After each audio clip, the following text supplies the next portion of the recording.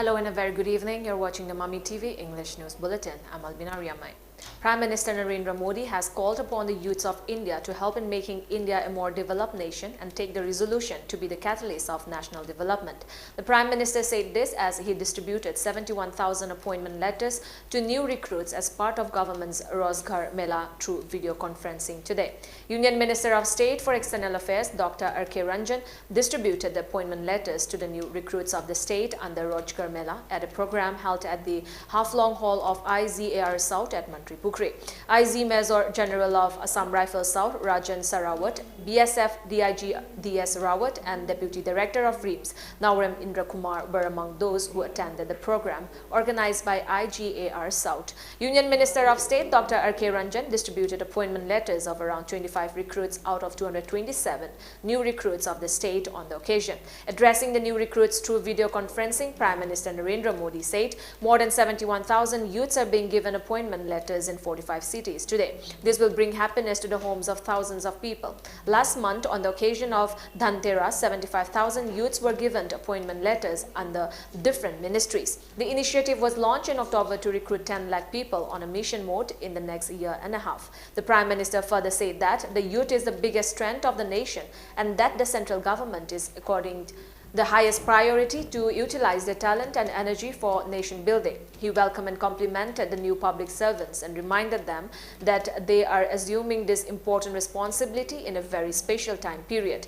Prime Minister Modi further highlighted the role of the youths in the country's resolve to be a developed nation. He asked them, as representatives of the central government, that they should understand their role and duties comprehensively and should constantly focus on capacity building to perform their duties. Bharat सरकार में इस तरह का रोजगार मेला शुरू किया गया है। आने वाले महीनों में इसी तरह लाखों युवाओं को भारत सरकार द्वारा समय समय पर नियुक्ति पत्र सौंपे जाएंगे।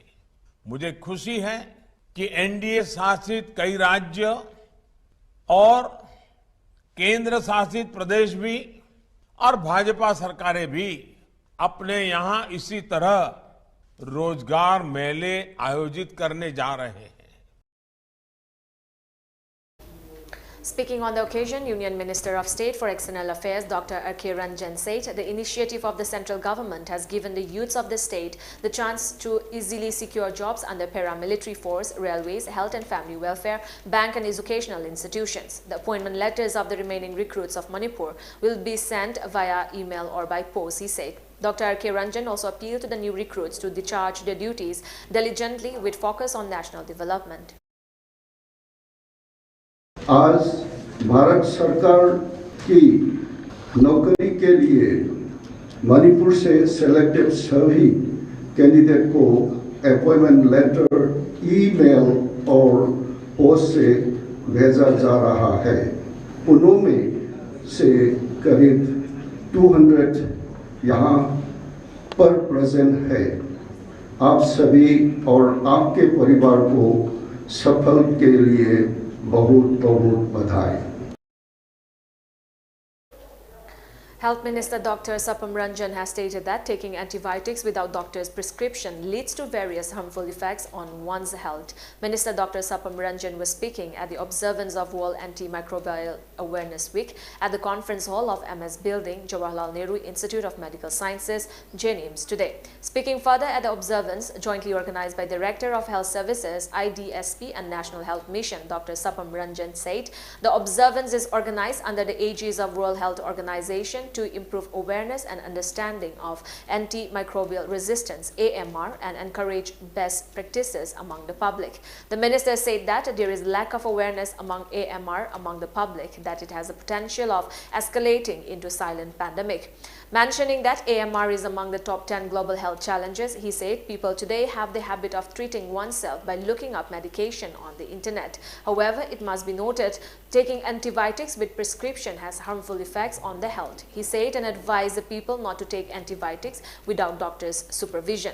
Expressing the need to take healthy diet for physical well-being, he informed that Food Safety Department is taking up steps to ensure availability of healthy food for the people. Si charga kari side effect lai si charga na kari kanaba lai hamdo adugi knowledge to lehodina many people ayamana sigi wakalon lehodu kanse sigi health effect on the zo lakpa duga nasai antimicrobial resistance this is one of the contributing factors and the suguma mayam si it's wakalon the kitana seriously for our future generation hachang yamna nungai na hachang yam thana lena begamakta yamna seriously khanba ma mathau darba mali even from a health side we will take up whatever is important. Managing Director of Health Services Manipur Dr. Khoirom Sashikumar Mangang, State Mission Director National Health Mission Manipur Dr. Somorjit Ningombam, Director of Veterinary and Animal Husbandry Services Manipur Dr. NG Ibotombi and Director of JNIMS LDBN were the presidium members of the observance. Meghalaya has suspended mobile internet services in 7 districts of the state for 48 hours after 6 persons, including one Assam forest official, were killed in firing in Mukro in West Jentia Hills on the border between the two states. Mobile internet or data services have been suspended in 7 districts of Meghalaya beginning from 10:30 a.m. today, a notification issued by the Home Police Department of Meghalaya government said. Meghalaya Chief Minister Conrad Sangma today confirmed that a total 6 persons, including 5 from Meghalaya and 1 Assam forest guard, were killed in the incident. The Chief Minister said that the injured have been rushed to hospital and an inquiry is being conducted. An FIR has also been registered by Meghalaya Police. Meanwhile, the notification issued by the Meghalaya government today read that reports have been received from Police Headquarters, Meghalaya, Shillong, that an untoward incident has occurred in Mukro, West Jentia Hills, Jowai, having a potential to disturb public peace and tranquility and cause a threat to public safety in West Jentia Hills, East Jentia Hills, East Khasi Hills, Raibhoi, Eastern West Khasi Hills, West Khasi Hills and Southwest Khasi Hills, which may likely break down law and order. Department of Personnel and Administrative Reforms Personnel Division has issued a suspension order for Director of Economics and Statistics Department Paizona Kamei and Deputy Director Administration RK Dirensana for conducting an opinion poll on Scheduled Tribe ST demand for Mitei Meitei. Meanwhile, the state government has cancelled the online opinion poll on Scheduled Tribe ST demand for Mitei Meitei run by the Economics and Statistics Department issued on November 18. The order by Deputy Secretary VR Kongrengam said. Sahitya Thopang Loop, Satho Loop has informed that the Imphal Literature Festival will be held from November 25 to 27 as part of Manipur Sangai Festival 2022. A press statement released by Satho Loop said the Literature Festival will kick off at the auditorium of Jain Manipur Dance Academy, while the remaining festival will be held at Merging Polo Complex and Mandha Island, Loktak. Famous writers from Sri Lanka, Bangladesh and the Kingdom of Lesotho will take part in the festival. Writers from West Bengal, Assam and Delhi will also take part in the festival. Journal Director Northeast of ICCR, Munis Ningthojam and Secretary of Manipur Sahitya Parishad, Meghalaya, Dr. Kamaljit Jirom will attend the festival. A team of Imphal East District Police Commando arrested 1 active cadre of KYKL. The arrested cadre has been identified as Ningthombam Ibomcha Meitei alias Joy Kumar, age 43, son of late and Moirang Ningtho Meitei of Pourabi Mayai Lekai, Imphal East District. According to police sources, the team of Imphal East District Police Commando conducted a counter-insurgency operation at Pourabi Awang Lekai, Imphal East District this morning around 5:30 as preventive measures for the ongoing Sangai Festival. During the operation, the team arrested Ibomcha from Pourabi Awang Lekai near Community Hall around 6:25 a.m. this morning. Upon interrogation, he disclosed that he was involved in extortion of money from the general public, private firms, government offices, etc. for raising parties' fund. He has been handed over to Lamlai Police Station for further necessary legal procedures. The Hill Tribal Council HTC has extended appreciation to Assam Rifles for their humanitarian gesture for understanding and making adjustments and concessions for the people of Moreh during the pandemic. In a statement, HTC stated that the impact of COVID-19 pandemic during the years 2020-21 and the subsequent political imbroglio of neighboring Myanmar have harshly affected the economic condition of the people of border town Moreh and its surrounding areas. Moreh, being an international border town, both the center and state government imposed certain rules and restrictions, thereby crippling the economic activities for the people of the border town who depend on trade. The council extended its appreciation to the Assam Rifle for making adjustments and concessions so that the people do not starve by way of allowing considerable relaxations. HTC further appealed to the authority concerned to allow trading of all permissible goods from both sides and the exception of contraband drugs and arms so that the hardship of the people of the area may be addressed, the statement added. Now we have a short commercial break. Stay tuned for more updates. Welcome you all to UNACO School Channel Imphal East, an exclusive co-educational residential school located on a sprawling 50 acres campus just 24 kilometers away from Imphal city. The school will be affiliated to CBSE New Delhi. Academic session will begin on 1st April 2023 for classes 4 to 8. Registration come admission open for 2023 and 24 session. Dr. Helena. Welcome back. Union Home Minister Amit Shah today alleged that the Congress did everything possible to insult Sardar Vallabhbhai Patel and it has started praising him only now in view of the Gujarat Assembly elections. Even the last rites of the country's first Deputy Prime Minister were performed in unceremonious way, the BJP leader said at an election rally at Khambat in Gujarat Anand district. Shah asserted that he was surprised that the Congress now praises Sardar Patel, adding that since his childhood he have never heard any Congress leader talking about Patel. Instead, they left no stone unturned to insult Patel right from performing his last rites in an unceremonious manner to ensuring that no monument was built in his memory. Shah further said that it was Prime Minister Narendra Modi who paid a real tribute to Patel by constructing the Statue of Unity, Patel statue, which is the world's tallest monument. He also dared Congress candidate from Khambat, Chirag Patel, to produce any photograph where he is seen paying tributes to Sardar Patel at the Statue of Unity. Though Congress leader dares to visit the Statue of Unity at Kebadia for fear of losing ticket, he claimed. He also accused the Congress of opposing the construction of the Ram Temple at Ayodhya and the Triple Talaq Prohibition Law for its vote bank politics. Australian Prime Minister Anthony Albanese today announced that country's free trade agreement FTA with India has passed through its parliament. This comes a few days after Albanese said that he will visit India in March next year. He announced this on the sidelines of the 17th edition of the G20 summit. Albanese, while addressing the press on Wednesday, said that he met Prime Minister Modi where they discussed the finalization of the closer economic cooperation agreement between Australia and India, which they regard as being very important for expanding the economic relationship between Australia and India. Last week, Australian Trade Minister Don Farrell said that the trade agreement with India presents an enormous opportunity for Australian services companies and professionals accessing the Indian market. Shashi Tharoor's whirlwind tour of his home state Kerala has become hugely controversial for the Congress, with its leaders in the state openly carry about MPs events and meetings. Top Congress state leaders in Kerala are upset that Shashi Tharoor North Kerala events are being portrayed as a political tour and have raised concerns over the possibility of a new Tharoor faction. Responding to questions about Congress leaders seen to be afraid of his tour in Kerala, Shashi Tharoor said that he did not fear anyone and there is no need for anyone to be afraid of him. Amid simmering anger among a section of the Congress in Kerala, a youth Congress event for Tharoor was called off in Kozhikode. He was eventually hosted by a pro-Congress outfit after the intervention of Congress MP Raghavan and other youth Congress leaders.